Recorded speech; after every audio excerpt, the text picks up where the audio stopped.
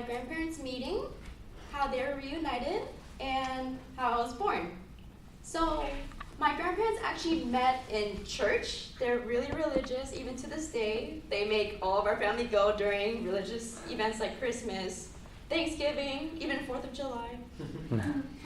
But one day my grandpa actually saw my grandma and he was just like, ooh, she's pretty. And so he went over to her house, he knocked on the door, and then asked her out. And apparently that wasn't creepy back in the day because my grandma said, I'm just gonna go ask my mom real quick after this random man just comes, leans on the door frame and says, hey, I think you're pretty. You wanna go to the bookstore with me? And apparently it worked. So, dating tips.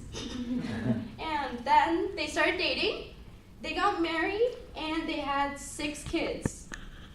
And then came the Vietnam War.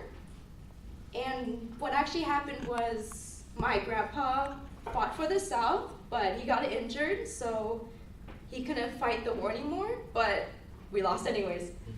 So my family actually had to flee from Vietnam, and my grandpa, my uncle, and my mom went to a refugee camp in Japan, and my grandma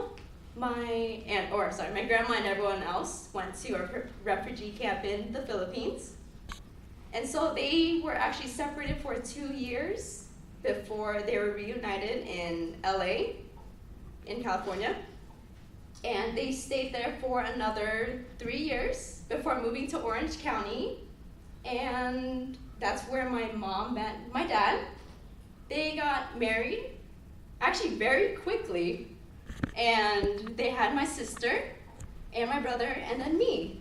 And I actually didn't know that anything was wrong, I guess wrong in a sense, with my birth until I was watching a documentary on children that have collapsed lungs or like their lungs didn't fully develop. So they're put into these little baby incubators that help them sustain life.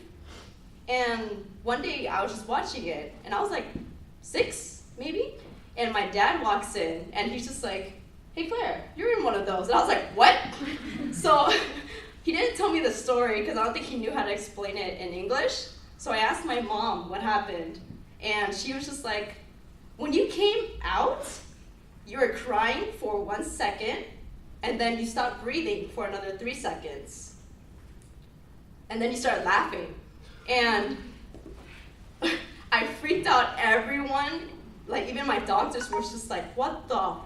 So they put me in a baby incubator. Turns out I was fine, but they kept me in there for a week because they just wanted to make sure. And my mom said, you're such a pain in the ass. So, because she was discharged from the hospital, and so she had to keep coming back for me. And just to turn out that I was perfectly fine. And I pranked my mom and my doctors. And that's it.